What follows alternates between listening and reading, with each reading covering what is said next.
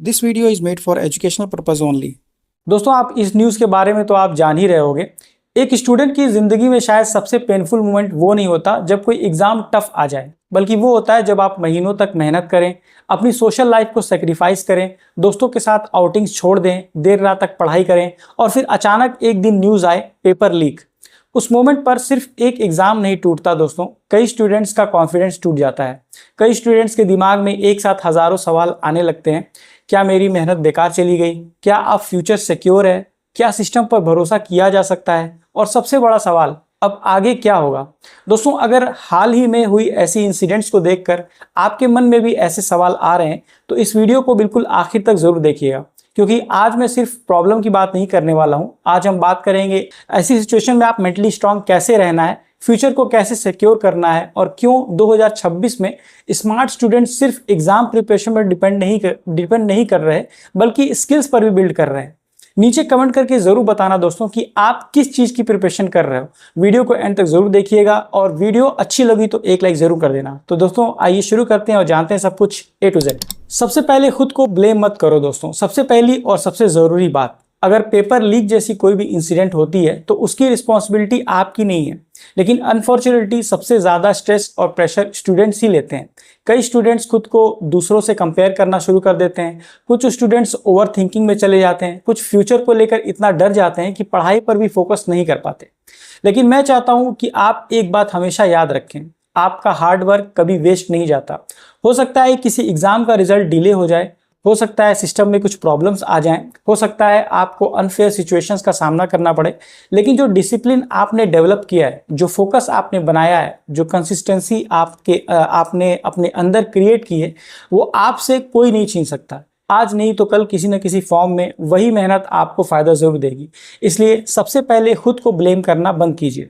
आपने मेहनत की है और वो मेहनत हमेशा वैल्यूबल रहेगी। अब मैं आपको एक बहुत इंपॉर्टेंट रियलिटी बताना चाहता हूं दोस्तों। 2026 में स्मार्टेस्ट स्टूडेंट्स वो नहीं है जो सिर्फ एक एग्ज़ाम के पीछे भाग रहे हैं, बल्कि स्मार्टेस्ट स्टूडेंट्स वो हैं जो एग्ज़ाम प्रिपरेशन के साथ साथ फ्यूचर स्किल्स भी सीख रहे हैं। आज दुनिया पहले जैसी नहीं है। टेक्नोलॉजी जो है बहुत तेज़ी से बदल रही है। AI तेजी से ग्रो कर रहा है। कंपनीज की एक्सपेक्टेशंस बहुत तेजी से भी बदल रही हैं। आज सिर्फ मार्क्स देखकर अपॉर्चुनिटीज नहीं मिलती हैं। आज companies communication skills, practical knowledge, digital skills और AI अंडरस्टैंडिंग जैसी चीज़ों को बहुत ही ज़्यादा इंपॉर्टेंस दे रही हैं। इसका मतलब ये नहीं है दोस्तों कि एग्ज़ाम इंपॉर्टेंट नहीं है। एग्ज़ाम आज भी इंपॉर्टेंट है, लेकिन सिर्फ एग्ज़ाम पर पूरा फ्यूचर डिपेंड करना अब स्मार्ट स्ट्रेटजी नहीं रह गई है। अगर किसी रीज़न से एग्ज़ाम डिले हो जाए, कैंसिल हो जाए या सिस्टम में कोई इशू आ जाए तो आपके पास एक स्ट्रांग बैकअप होना चाहिए, और यही चीज़ आपको मेंटली भी स्ट्रांग बनाती है।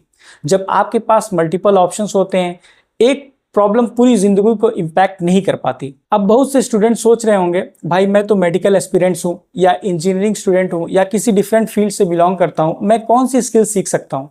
दोस्तों अच्छी बात यह है कि आज अपॉर्चुनिटीज़ की कोई कमी नहीं है। AI टूल सीखो। सबसे पहले मैं रिकमेंड करूंगा कि आप AI टूल सीखना शुरू करें। आज ChatGPT, जेमिनी, कैनवा AI और दूसरे AI टूल्स फ्यूचर स्किल्स बन चुके हैं। इन टूल्स की मदद से आप बेहतर नोट्स बना सकते हैं, प्रेजेंटेशंस तैयार कर सकते हैं, रिसर्च वर्क आसान कर सकते हैं, कंटेंट क्रिएट कर सकते हैं और फ्यूचर में हेल्थ केयर इंडस्ट्री में भी AI का जो यूज़ है वो लगातार बढ़ने वाला है। यानी अगर आप आज से AI समझना शुरू करते हैं तो आने वाले समय में आपको उसका बहुत फ़ायदा मिलेगा। दोस्तों डॉक्टर बनने के लिए सिर्फ बायोलॉजी स्ट्रांग होना काफ़ी नहीं है, या फिर इंजीनियरिंग के लिए सिर्फ आप मैथमेटिक्स या स्टैटिस्टिक्स की किताब नहीं पढ़ सकते। एक अच्छे डॉक्टर को पेशेंट से भी बात करना होता है, उनकी प्रॉब्लम समझनी होती है, उनको कॉन्फिडेंस देना होता है। इसी तरीके से जो इंजीनियर है या किसी भी फील्ड का स्टूडेंट है, उसे अपना लॉजिक समझाने के लिए कम्युनिकेशन आनी चाहिए। इसीलिए कम्युनिकेशन स्किल्स पर काम करना बहुत ज़रूरी है। अपनी स्पीकिंग इंप्रूव कीजिए, बेसिक इंग्लिश अंडरस्टैंडिंग इंप्रूव कीजिए, पब्लिक स्पीकिंग प्रैक्टिस, ये स्किल्स आपके पूरे करियर में काम आएंगी। अगर आपको बायोलॉजी पसंद है तो कंटेंट क्रिएशन भी आपके लिए एक शानदार ऑप्शन हो सकता है। आज लाखों स्टूडेंट्स एजुकेशनल कंटेंट को कंज्यूम करते हैं।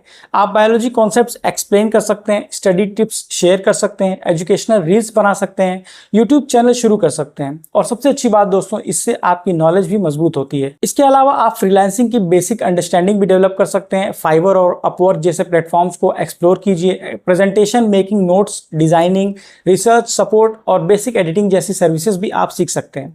शुरुआत में इनकम कम हो सकती है लेकिन एक्सपीरियंस बहुत वैल्यूबल मिलेगा। अब बात करते हैं सबसे प्रैक्टिकल सेक्शन की। अगर फ्यूचर में फिर कोई पेपर लीक, एग्जाम डिले या अनफेयर सिचुएशन सामने आती है तो आपको क्या करना चाहिए। सबसे पहले पैनिक नहीं करना है। सोशल मीडिया पर रूमर्स बहुत तेजी से फैलते हैं, हर न्यूज़ को तुरंत सच मत मानिए, हमेशा ऑफिशियल अपडेट्स पर भरोसा कीजिए। दूसरी बात, प्रिपरेशन कभी मत छोड़िए। बहुत सारे स्टूडेंट्स इमोशनल होकर पढ़ाई छोड़ देते हैं, लेकिन यही सबसे बड़ी गलती होती है।